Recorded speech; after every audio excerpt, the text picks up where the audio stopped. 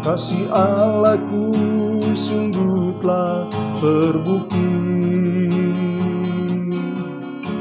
ketika Dia serahkan anaknya. Kasih yang lama berkorban bagi kau dan aku, tiada kasih seperti kasih. Bersyukur, bersyukur, bersyukurlah, bersyukur karena kasih setiamu. Ku sembah, ku sembah, ku sembah dan ku sembah selama hidupku. Ku sembah kau Tuhan, selama hidupku ku sembah kau Tuhan.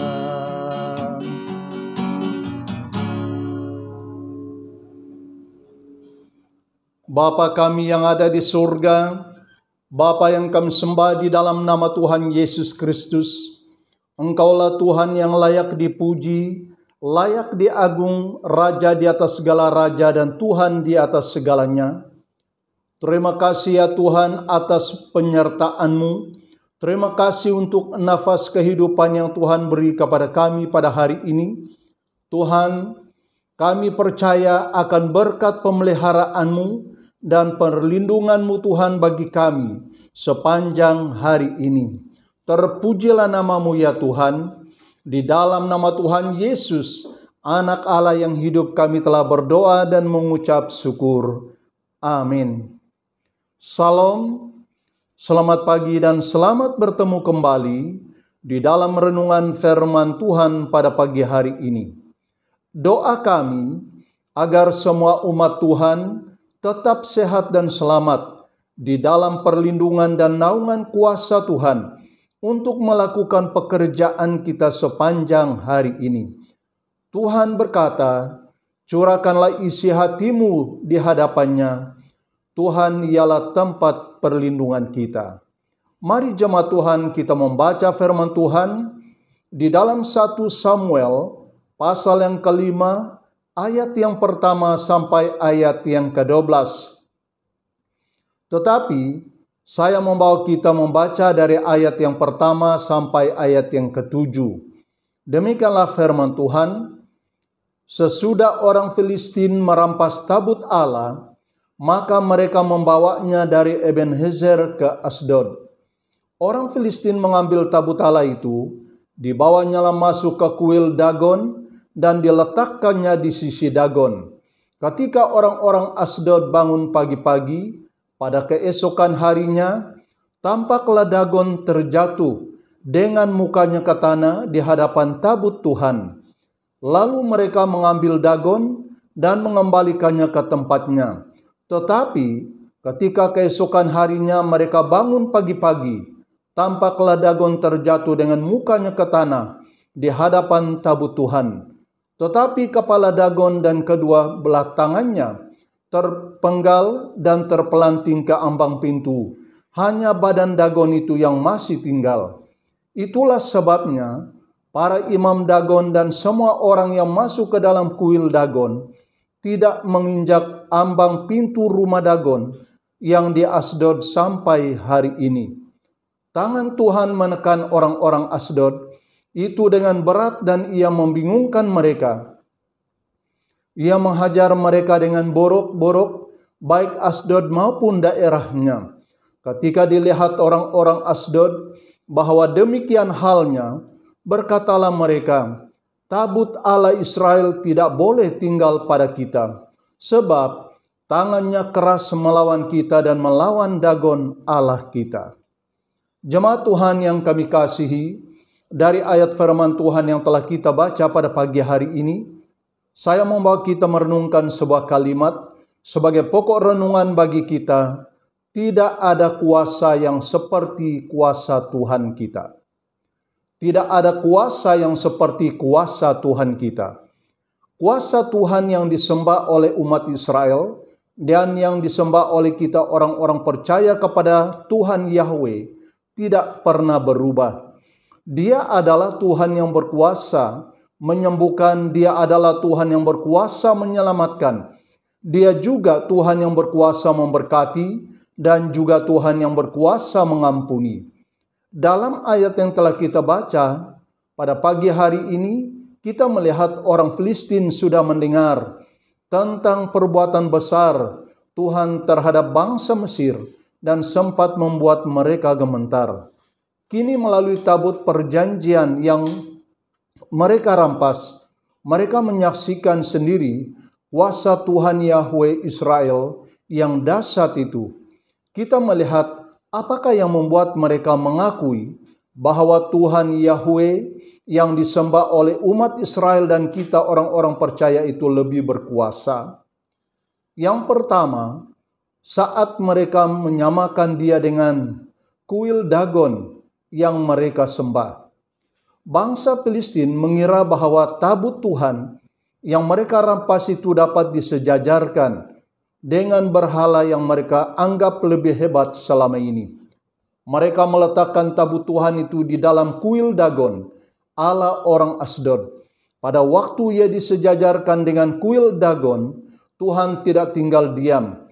Tuhan menunjukkan kuasanya dengan membuat patung Dagon itu jatuh hancur di hadapan tabut Tuhan. Tidak hanya itu saja, Tuhan menyatakan kuasanya dengan mengirimkan penyakit borok ke Asdod dan sekitarnya. Lalu mereka memindahkan tabut Tuhan itu ke Gad, karena mereka berpikir itu dapat menyelesaikan masalah yang mereka hadapi. Tetapi penyakit borok itu juga menyerang orang yang tinggal di Gad. Dan orang Gad memindahkan tabut itu ke Ekron. Tetapi orang Ekron sudah mendengar apa yang telah terjadi dengan orang Asdod dan orang Gad, dan mereka ketakutan. Lalu mereka memutuskan untuk mengembalikan tabut Tuhan itu ke tempat yang seharusnya, yaitu kepada bangsa Israel. Jemaat Tuhan yang kami kasihi di dalam Tuhan Yesus Kristus, kuasa Tuhan tidak dapat disejajarkan atau disamakan dengan kuasa berhala apapun. Tuhan adalah satu-satunya yang berkuasa dan berdaulat atas seluruh alam semesta ini. Demikian juga di dalam kehidupan kita, orang-orang yang percaya kepadanya. Dia adalah Immanuel, Allah beserta dengan kita, yang tidak dapat dibatasi oleh kuasa apapun saat Dia bertindak untuk menyelamatkan dan membela kita. Jemaat yang kami kasih di dalam Tuhan, apakah kita pernah menyamakan kuasa Tuhan dengan kuasa berhala di dalam kehidupan kita? Apakah kita pernah meragukan kuasa Tuhan dengan mempercayakan kuasa dari roh-roh sihir? Ingat, tidak ada pribadi yang lebih berkuasa selain Tuhan Yahweh yang disembah oleh umat Israel, yang disembah oleh Abraham, Ishak dan Yakub, yang disembah oleh orang-orang yang percaya. Lalu yang kedua, saat mereka tidak percaya bahwa Tuhan tidak berkuasa di atas umatnya, Tuhan menyatakan kuasanya terus-menerus di atas dan melalui kehidupan umatnya. Setiap orang yang melawan umatnya adalah melawan Tuhan yang berkuasa dan berdaulat di atas umatnya. Kita membaca di dalam ayat yang ke-11 sampai ayat yang ke-12 berkata, sebab itu mereka memanggil berkumpul semua raja kota orang Filistin itu dan berkata, antarlah tabut Allah Israel itu, biarlah itu kembali ke tempatnya, supaya jangan dimatikannya kita dan bangsa kita. Sebab di seluruh kota itu ada kegemparan maut. Tangan Allah menekan orang-orang di sana dengan sangat berat. Orang-orang yang tidak mati dihajar dengan borok-borok, sehingga teriakan kota itu naik ke langit. Pada waktu raja-raja dan pemimpin-pemimpin orang Filistin merasa bangga atas kejayaan mereka, merampas tabut Tuhan itu dari bangsa Israel, maka Tuhan menghajar mereka dengan berbagai mujizat kecelakaan maut yang menimpa bangsa dan penduduk kota mereka. Pada saat itu, barulah mereka sadar bahwa mereka bukan saja menyerang umat Israel, umat pilihan Allah, tetapi mereka juga melawan Tuhan Yahweh yang berdaulat di atas bangsa Israel yang telah dipimpin oleh Tuhan. Jemaat Tuhan yang kami kasih di dalam Tuhan, kehidupan kita orang-orang percaya kepada Tuhan Yahweh ini adalah sangat berharga karena kita bukan ditebus dari perak dan emas, melainkan darah Tuhan Yesus yang Maha Kudus, yang berkuasa, yang telah tercurah di atas kayu salib.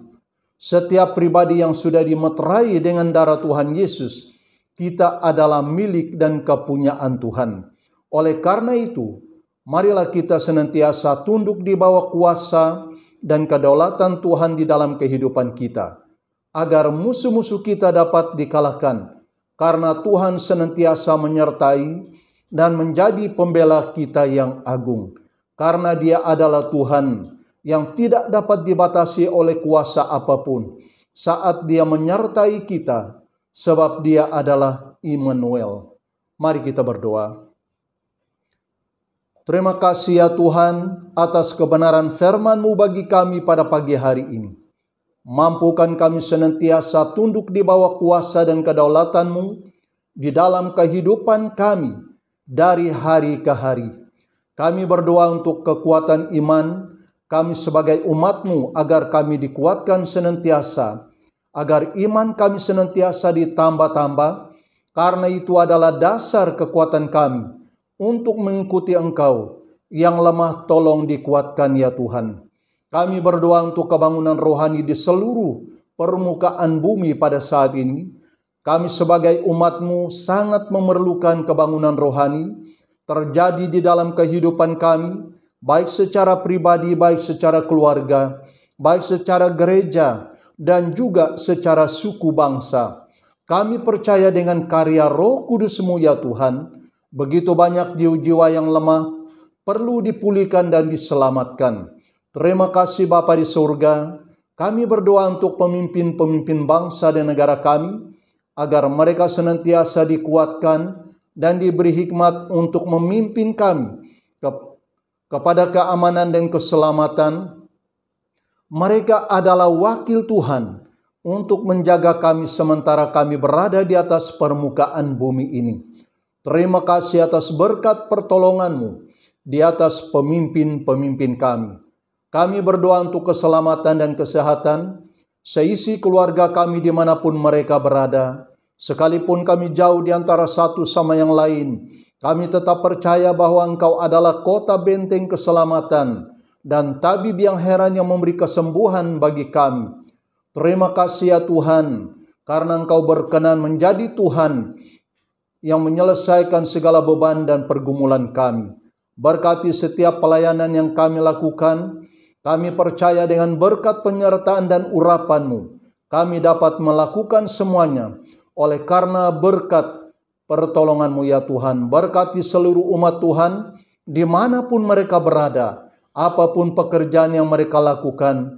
Tuhan, Engkaulah kota benteng keselamatan bagi mereka dan sumber segala di dalam kehidupan mereka. Yang sakit Tuhan sembuhkan, yang berada di dalam kedukaan, Tuhan Engkau hiburkan mereka. Yang masih terikat dengan kuasa roh-roh yang jahat, di dalam nama Tuhan Yesus Kristus, mereka dilepaskan. Terima kasih ya Tuhan, kami berdoa dan mengucap syukur, serta mohon semuanya ini hanya di dalam nama Tuhan Yesus, Anak Allah yang hidup. Amin.